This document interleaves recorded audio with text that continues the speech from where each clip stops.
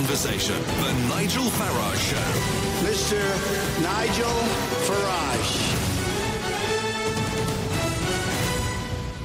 Thank you, Donald, and good evening, everybody. Well, last Thursday morning, it was all very straightforward, wasn't it? 70% of the country, whether they'd voted for it or not, accepted Brexit and wanted the government simply to get on with it. But things, I think, may have changed. Now, first off, folks, I was wrong. Yes, I was wrong. How about that? When did you last hear a politician admit they were wrong? I thought, yeah, sure, she'd squandered much of that 20-point lead, but I still thought she'd finish up maybe 5 or 6 points ahead, not just 2 points ahead. I thought, and I said to you last Wednesday, I thought she would still get a majority. Well, I was wrong. I'd underestimated just how badly she'd gone down with voters, and perhaps I'd also underestimated, although I'd said from the day the Labour manifesto was launched that Corbyn was on a bit of a roll, but I'd also underestimated the number of young people, students in particular, that he'd motivated to get out to vote. The Corbyn message, by the way, was populism. Yes, that's right. You can't just apply populism to people you see to be on the right, campaigning for Brexit or Donald Trump. Populism actually works on the left as well, and his was a big, strong, anti-establishment message, and I guess electorally the masterstroke was saying he will abolish tuition fees. May, frankly, was useless during the campaign. She was cold, robotic and insincere. And I have to say, when people are saying, well, why on earth did so many ex-UKIP voters vote Labour? Well, when Theresa was asked by Jeremy Paxman 4 times, as a Remainer, do you now believe in Brexit? She simply couldn't give an answer. So we find ourselves in a very paradoxical position. 85% of people who voted last Thursday voted for parties that not only support Brexit, but support us leaving the single market. And yet, we find ourselves in a position today where some in the Tory party, particularly Ruth Davidson, now given that she's not an MP, I wonder quite what gives her the authority to say this, but people like Ruth Davidson are saying that we've got to reject a so-called hard Brexit, and perhaps a little bit more of what hard and soft Brexit is later on in the programme. We've got to reject that, and actually what Ruth Davidson is saying is really we ought to stay part of the single market. So I'm asking you, is a soft Brexit now inevitable? If you think it is, then call me on 0345 6060973. If you say no, we must fight for a hard Brexit, well, of course, you can text at 84850, and whether you're confused or otherwise, you can tweet at LBC using the hashtag Farage on LBC. So is a soft Brexit now inevitable? Now, tonight, as whenever there's a crisis in the Conservative Party, there is a meeting of the 1922 committee. And I'm going to go over to LBC's political editor, Theo Usherwood, who has news of that meeting. Theo, good evening.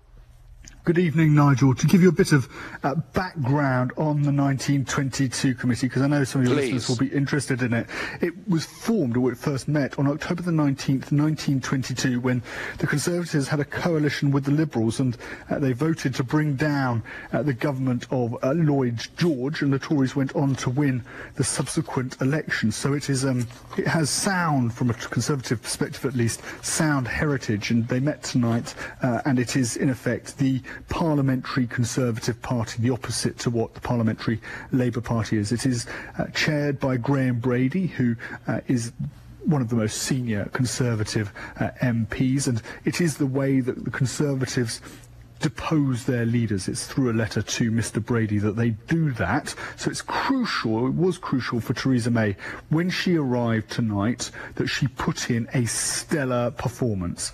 MPs, Conservative MPs, wanted to see contrition. They got it when she arrived. There was some murmurings, a muted banging of the desks, but by the time she left, there were loud cheers and applause. Most MPs that I spoke to, very happy with her performance. She told them that she would serve the Conservative Party as long as they wanted her. She also said that she got the party into the mess, and she would try and get them out of it. a lot of MPs saying to me afterwards privately that the Maybot that we saw during the general election, that very stilted, rigid performance from Theresa May, like you're referring to there with Jeremy Paxman, like we saw on those stump speeches where she repeated strong and stable over and over and over again until people laughed at her, that was all gone. She had that human side, that she showed humility, she was able to address the room, and that went down very well with the backbenchers. She is safe, Nigel, for now. So is it a question that the Tory party unite and that their unity matters more than the Brexit process? Very much so. And you talked about Ruth Davidson there. You asked what gave her the authority. Well, from Ruth Davidson's point of view, and I know some of you will probably disagree with this and some of your callers will disagree with this, she saved Theresa May's skin.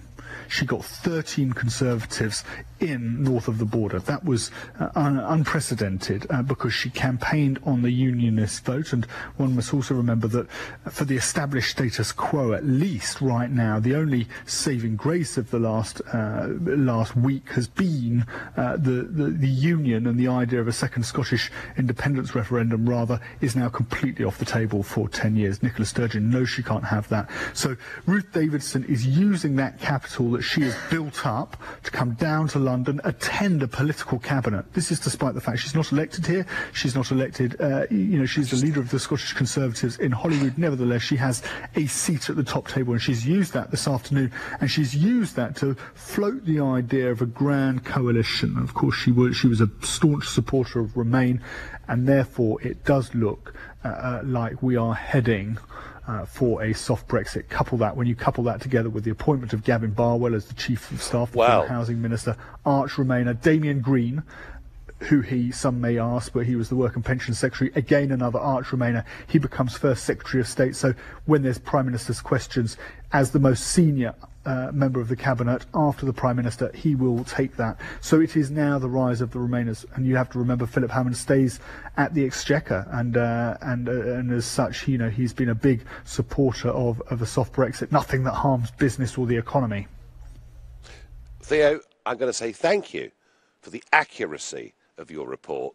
There was a committed Brexiteer. I find it somewhat depressing. Thank you, Theo Asherwood. Well, the Gavin Barwell point is well made. So, as you know, over the weekend, Timothy and Hill, who were the two top advisors, Timothy being the Chief of Staff, they've gone. They've resigned. They seem to be responsible for much of the mess. And it is a mess, isn't it?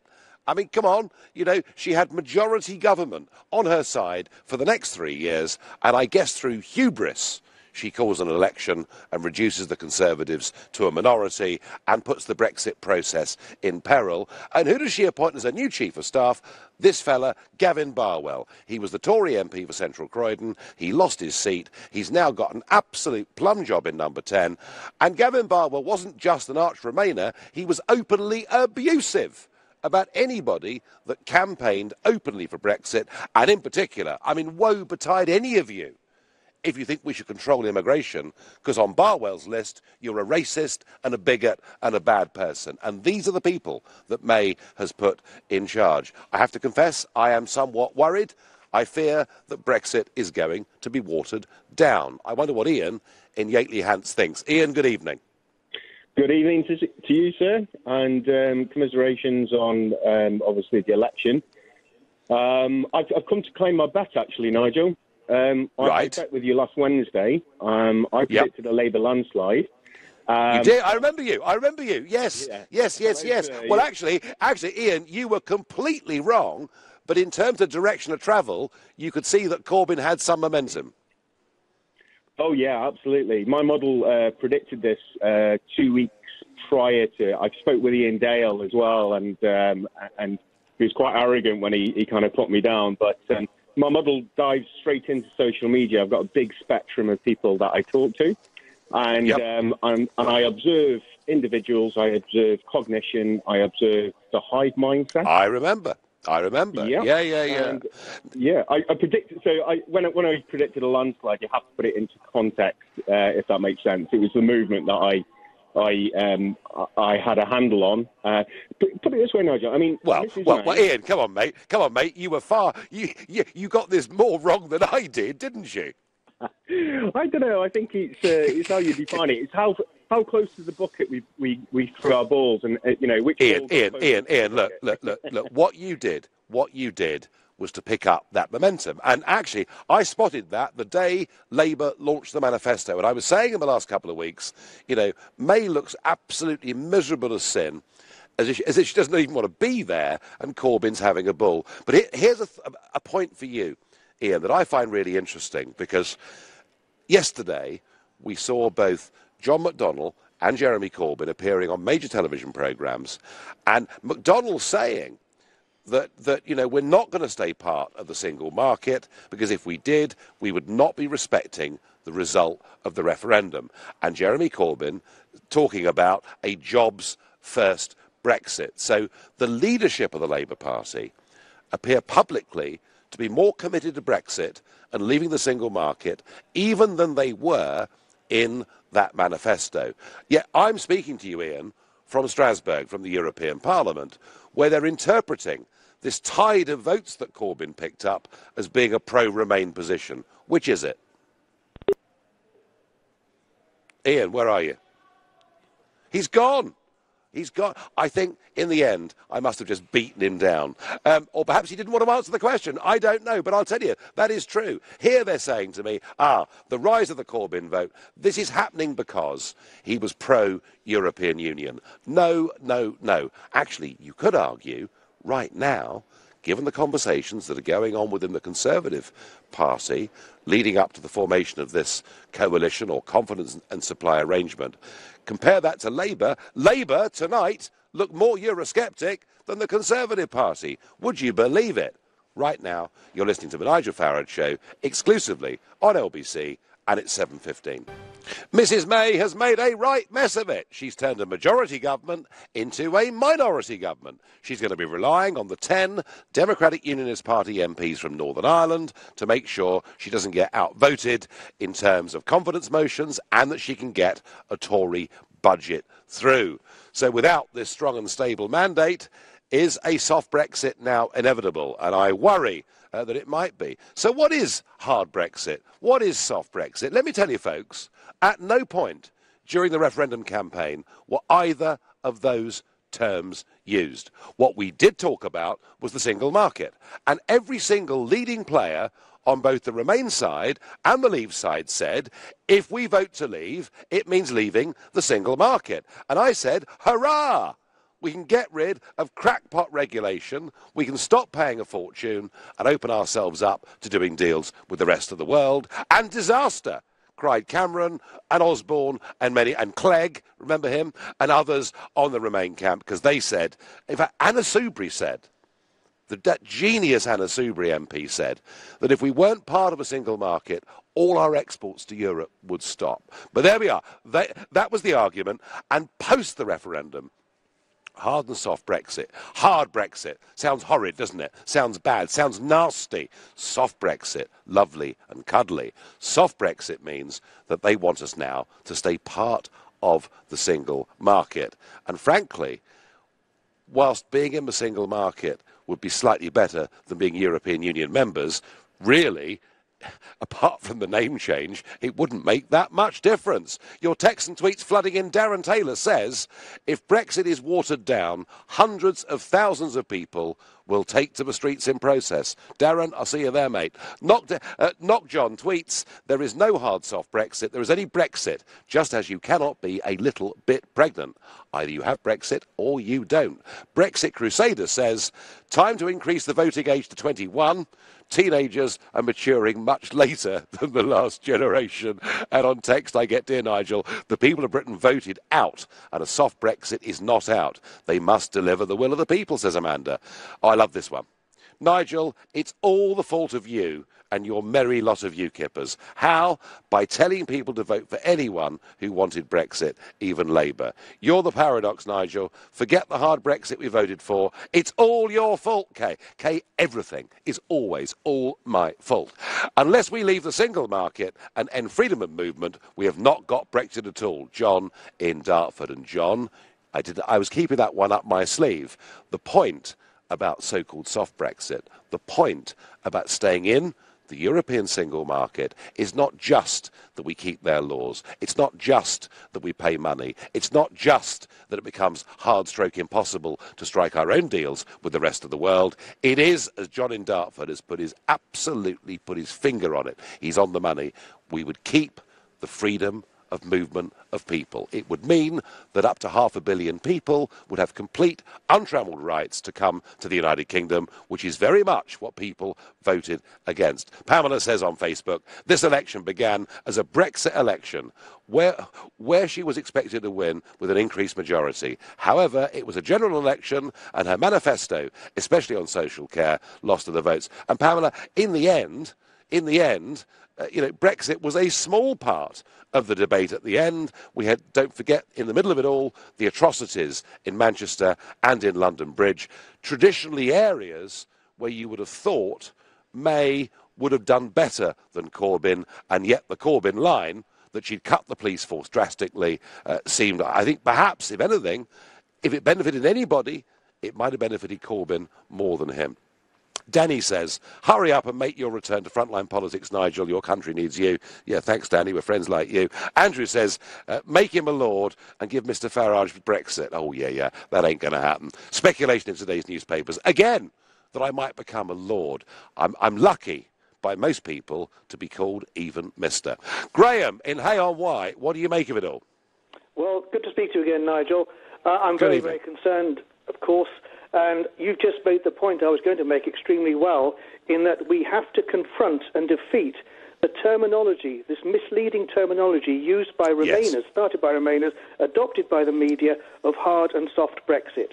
We need to confront this and ask people where hard Brexit sounds something harsh and horrible, like you said, soft Brexit is warm and cuddly, and people are being misled into thinking, oh, well, soft Brexit sounds okay. People should be challenged every time they use that phrase and say, what do you mean by that? And you'll quickly find out that it means, in effect, staying in the European Union, staying in the single market, which means the pillars, the customs, no deal abroad, money, courts, everything. And what we should be saying is, as a matter of Brexit or no Brexit, not hard and soft. And hopefully galvanise people and make them realise that they stand to lose a lot if we go along with this so-called talk of soft Brexit.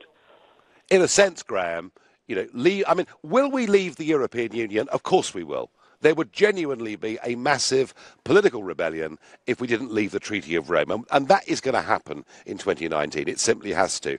But as you say, if we leave the European Union but stay part of the European Union single market, we've left it in name only.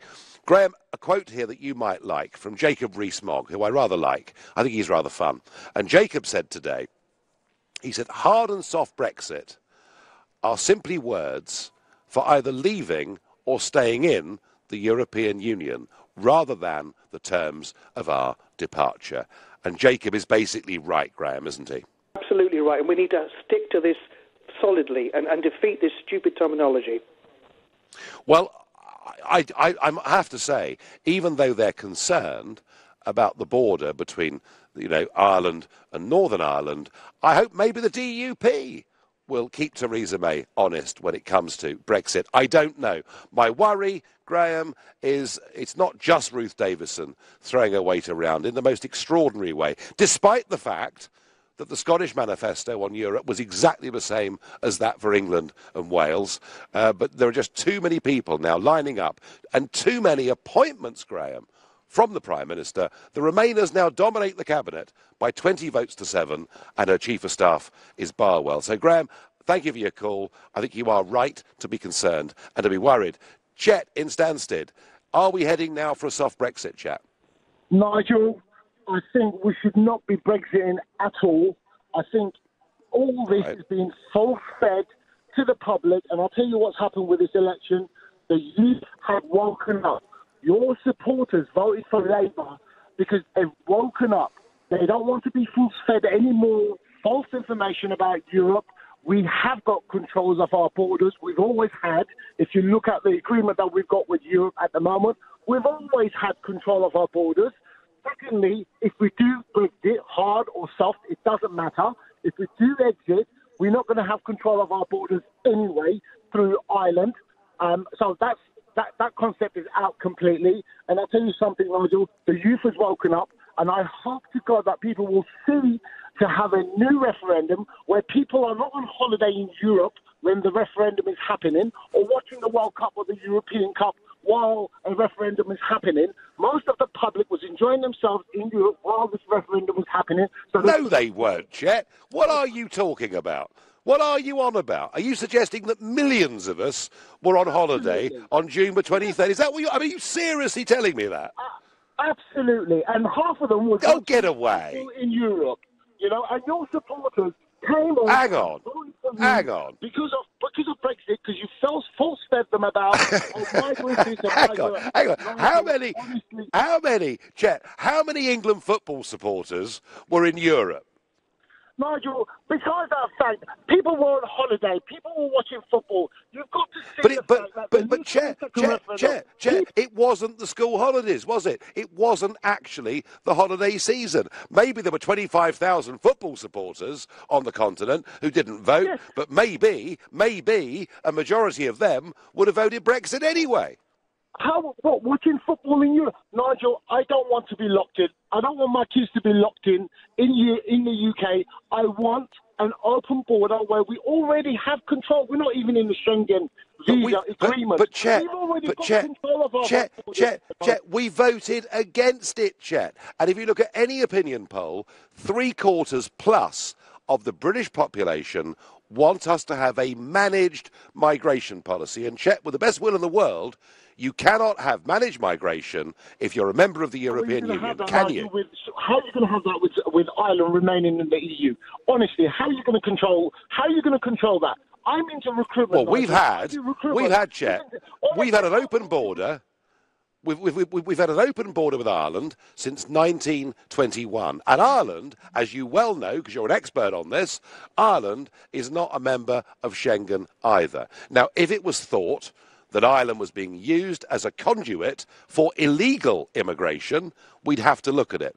Tell me something, Nigel. What about millions of workers? What about millions of workers that this country needs? What about that? Why do you want to lock people out or lock people in? Well, do you know what I want to do, Chet? Do you know what I want to do? I want to train our own nurses. I want to train our own engineers. I think the fact we've gone for, over the course of the last 10 to 15 years, that we can just import labour from all over Europe, and we can do it as cheap as possible and not bother to train our own people, I think it's been a disgrace, Chet. Nigel, half the people that see it are happy being on the dole, mate. You can't say that. People that come from Europe want to work. People they're already happy claiming dole. They're already happy getting a free housing benefit. They're happy. They don't need to work like Chet, the first time I heard a British Prime Minister or senior government figures slagging off our youth as all being drunk and full of drugs and useless and lazy and happy to be on the dole was Tony Blair in 2004, and it's all been used, Chet, as an excuse for total open borders. I thank you very much for your lively phone call. You're listening to the Nigel Farage Show, exclusively on LBC. It's 7:30. She's lost her majority. Are we heading towards a soft Brexit? Are we going to backslide? Are we now going to stay part of the European single market with all that entails? And I'm talking to you from the European Parliament building here in Strasbourg. And we try our best to inform you on this show, as we did earlier, about the 1922 committee and its roots.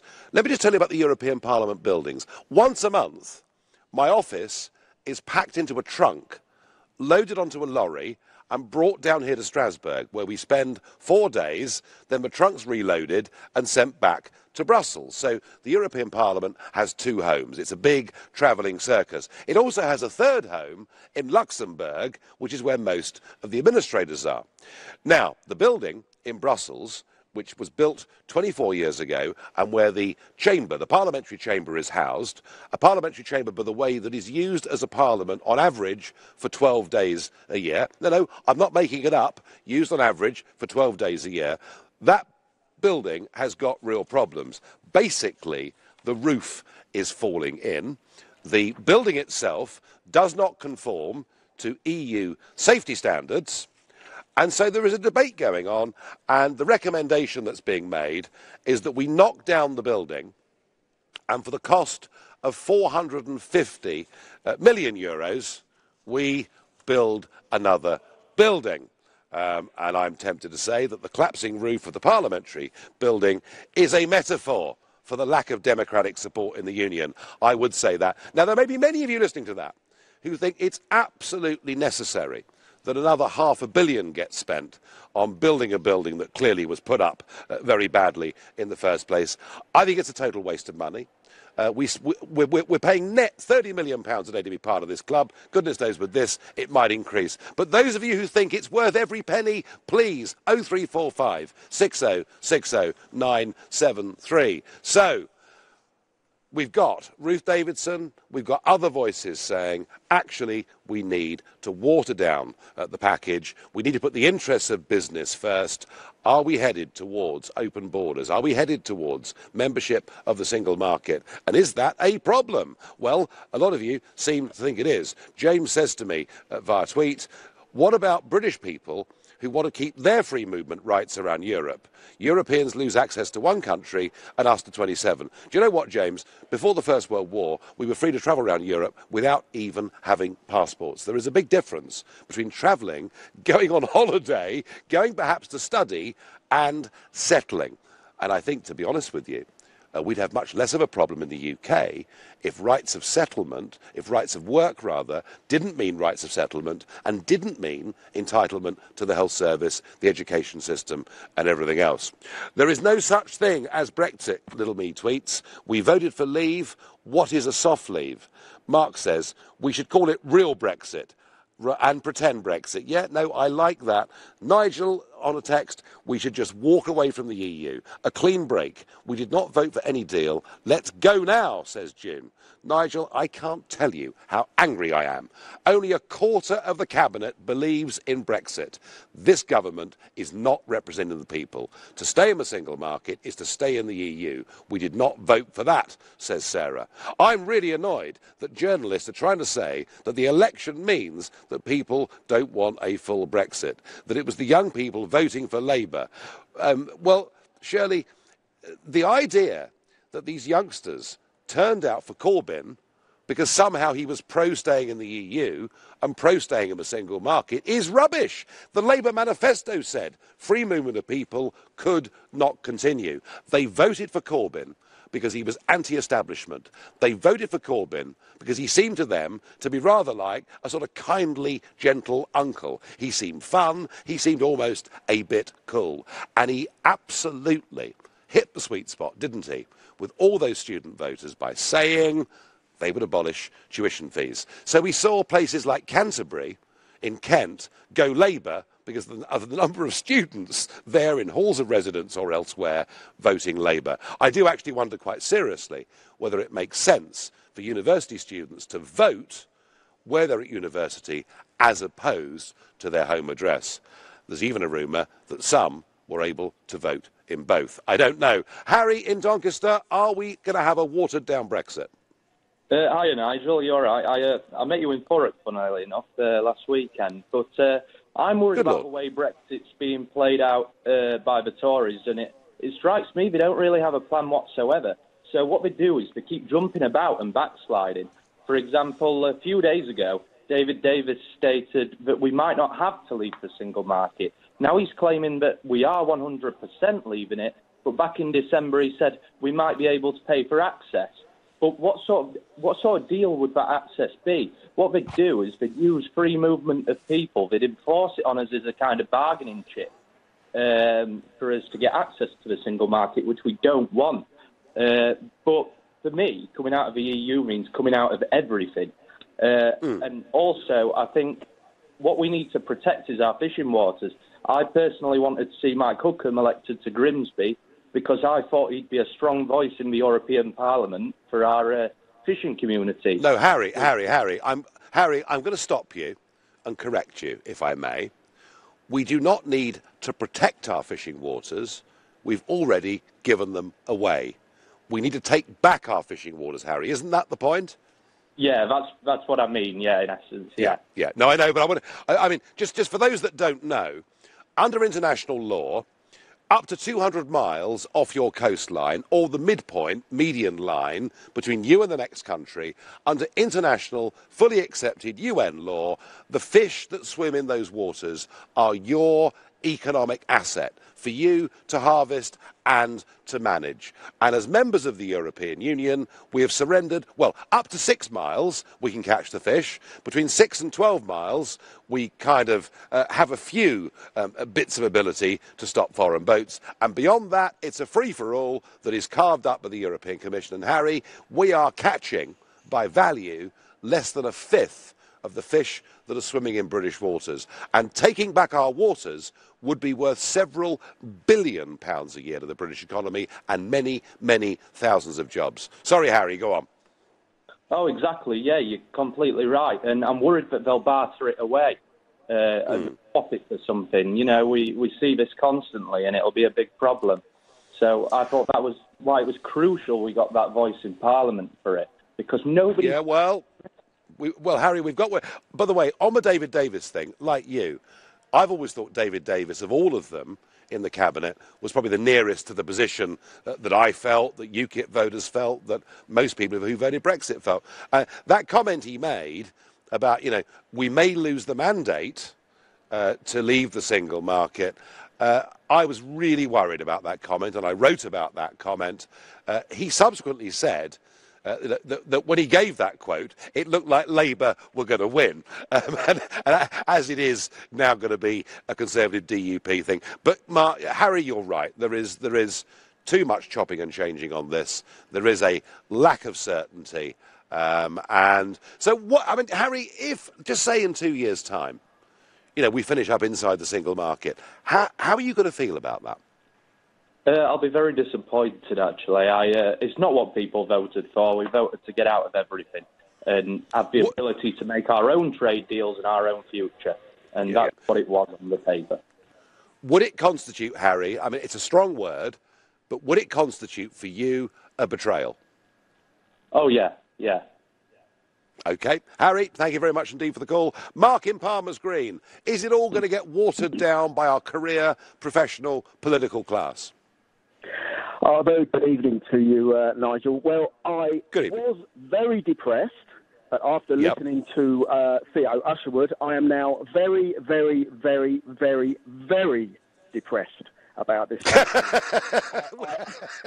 actually feel like we are going to have to go back down to the bottom of the Brexit mountain and climb it all over again. It's painful. I don't think it's as bad as that, Mark, but like you, I thought the 22 committee report we got from Theo was about party first, Brexit second. Party first, country second. You know, I mean, I've heard reports that when Gavin Barwell's name was mentioned, they were all cheering. You know, people who'd supported Brexit were cheering that this arch Remainer that abuses people on the other side. So this is one of the problems, Mark, in our politics, is that it is very tribal, and that very often people put the interests of the party ahead of their own consciences, their constituents' views, and indeed, in many ways, the national interest. Are we going to leave the European Union, Mark? Of course we are. It would be impossible to stop that. But it is really a question of on what terms do we leave, and it could well be, Mark, it could well be that the next general election, and Mrs May will not want another early one, though she might get one, but the next general election, Mark, if they do water this down, will be dominated, I think, by this subject again. Oh, absolutely. I mean, I and many of my friends who are big UKIP supporters, we all gave our vote to the Tories this time to get the ball rolling on Brexit, and believe you me now, Nigel, we will all go flooding back to UKIP for the next one, because the battle goes on. The battle goes on. I hate to say it. And would you believe it? You know, I mean, isn't it funny that we thought the danger was going to come from the SNP and the Lib Dems and all that lot, but no, it's actually the danger looks like it's going to be coming from inside the Conservative Party, Ruth Davis, etc. David said, Mark, I've been in elected politics for 18 years. I was told on my first day, never trust a Tory. They were right. Right now, you're listening to the Nigel Farage Show, exclusively on LBC. It's 7:45. I said before the break, never trust a Tory. I want to broaden that. Never trust any career politician when it comes to the question of the European Union. Because you see, the wonderful thing about the European Club is if you fail in domestic politics, there's always a job for you here. Is it any wonder that they managed over the last few decades to swallow up virtually everybody in the so-called main parties in our country? So we have to keep an eye on them. Otherwise, they will water down the will of the people. That's my worry. What does Michael in Shepherd's Bush make of that? Hey, Nigel, how you doing? You okay? Good. I'm fine. Well, I'm all right. Michael, I'm a little bit worried about things, I have to say. Yeah, I mean, I'm worried as well. The thing I've got a few questions for you. Because I'm an estate agent in London and I rent out HMO properties, rooms, and I can sense from 2000 I can sense when something is happening in the market. And the thing that's always bugged me, you say that, the reason that we want to do the Brexit is because we're paying some ridiculous bill. And but the question is that isn't technically the people that are coming in from Europe that are working in London, that are paying their rentals, their income, are they not the ones technically giving us the money? Because there's millions of pounds coming through that avenue in order for us to pay. Well, Michael, fair point. Okay, let's just examine that. So people come in and they earn money and they pay taxes. Yeah, but also people come in and pay money in the form of taxes, but they're able to use the health system or get their kids educated.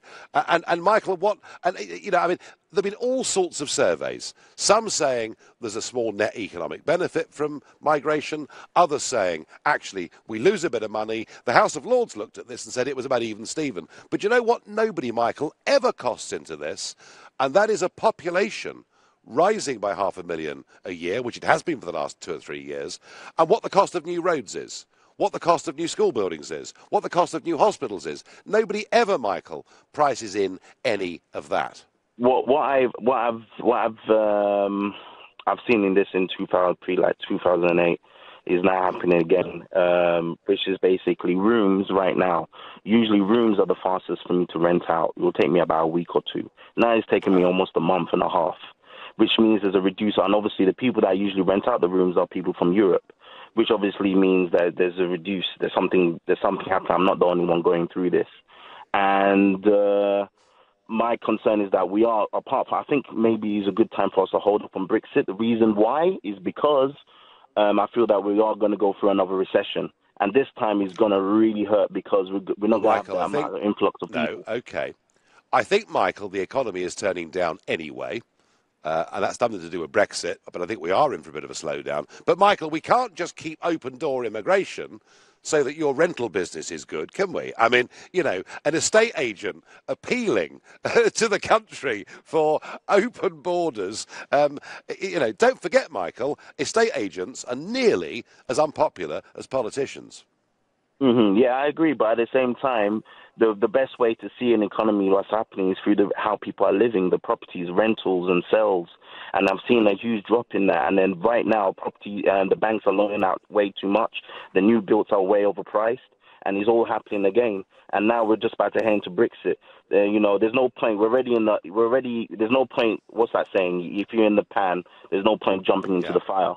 No, I mean, Michael, if you've seen a slowdown, then I think the figures do reflect that slightly, because the net migration figure, the official net migration figure for the last year, is kind of down from 250,000 to, let's say, 250,000. So the evidence is that net migration it's still running, by the way, at a level that is massively more, Michael, than anything we experienced for the first 50, 60 years after World War II. But there is a slight slowing down. And if your business perhaps is reflecting that. But I think Brexit or no Brexit, we're in for a slowdown. I kind of say, Michael, that actually, after all the uncertainty, all the argument, all the fear post-Brexit, we'd actually, a year on, things had settled down. What Mrs May has done is to put great uncertainty over the economy, and I think she's more responsible. If there's lack of investment over the next few months, if there's a bit of a slowdown, I would say, Michael, Mrs May is far more to blame than the referendum last year. Well, because I don't worry about if it's Brexit or no Brexit. I just look at facts and figures, and right now I'm just seeing something that I'm not the only one saying it. You know, a lot of people are going through this in this industry, and of course, people always live, and I always have food on my table. But I've seen a significant drop in people coming in, and I just feel that it's. I think I don't know about if it's soft or hard Brexit or any of those things. All I know is that if we go through a recession and we go through Brexit and we don't have the influx of people coming in to be able to balance off the books in a way, in a certain way, then we're gonna be hit hard, like America. But Michael, you know, I mean, you talk about the rental market, but I mean, in terms of building properties or dwellings, you know. When I looked at this figure just for the referendum, we had to provide a new house every 4 minutes in this country just to cope with current levels of immigration. Michael, either way, you make an economic argument and you're reporting that there is a slight slowdown in the London letting market, and I believe every word you say, and I thank you for your call. Paul in Pinner, is it all going to get watered down to nothing, Paul? Yeah, well, I think with Mrs May's mess of the election, it's had an outstanding result in the sense that now that everybody's been migrating to Labour, perhaps from a Tory perspective, she might no longer have to fear talking about a softer Brexit, putting the economy ahead. So from a perspective of, putting the economy ahead, staying in the single market, I think this may be one of the outcomes of which I'm personally delighted. She lost my vote as a Tory supporter because of the way she was playing it. If she goes down the softer route, I'm coming back. Funny, isn't it, actually? This could be a return to old-style politics, where the Tory party championed the interests of big banks, big businesses and the multinationals, and Corbyn and McDonnell, the old hard lefties who've always hated big business and been worried about what it does to people's workers' rights and living standards and all the rest of it, and maybe they'll become the real hardliners for leaving the European single market, because actually, in many, many ways, Paul, the people that love the single market are surely the big businesses. Well, what I'd say to you is, from the Corbynists' perspective, one good thing that's come out of this is that UKIP supporters seem to have headed over there, and that's diluted their vote, whereas I think the Tory party thought they were just going to come in and vote for UKIP. Yes. Ex-UKIP people would vote for the Tories. And now that's been diluted. It means perhaps the Tories will understand that they don't need to be pandering to the UKIP support, that they can come back to a bigger audience, which is I think your point, Paul, I think your point in many, many ways, Paul, and let's be fair, shall we, Salvation and YouGov did get the general election result right. Let's be fair to the pollsters. Everybody else, I think, got it wrong. But one of the things, Paul, that people misunderstood and misread was there was an assumption that if UKIP voters did not see UKIP as being relevant to this election, they would go en masse to the Conservative Party. And what they didn't understand was that so many of those supporters that we picked up last time around and in the years building up to it came from Labour backgrounds. They wanted Brexit, Paul, but they also wanted change. They also wanted an anti-establishment voice, and Mrs May's strong and stable actually repelled quite a few of them. Paul, I thank you. Well, that's all we got time for, folks, other than for me to say that I do think Brexit just got a whole lot tougher. A week ago, a settled 70% of the country, whether they agreed or not, said, let's just get on with Brexit. It was a given. And yet, what this woman, Mrs May, has done is actually to put much of that in peril and to cast doubt across much of the rest of the British economy. She needs to go. It's impossible for her to stay. Oh, they might all cheer tonight in the committee room of the 1922 committee, but that's not how it's going to be seen out there in the country. We need a Prime Minister who actually believes in Brexit. And I will say this, you know, if the will of the people to get back control of our lives and our borders, and I hope I'm wrong, I hope it won't be, but if that is betrayed, wow, you may well then see a democratic rebellion, the likes of which we haven't seen in modern times. You've been listening to The Nigel Farage Show on LBC. I'm back tomorrow at 7. Coming up at 10, it's Ian Collins, but up next, it's Clive Bull. Nigel, thank you very much. We're going to continue this conversation. So Theresa May says she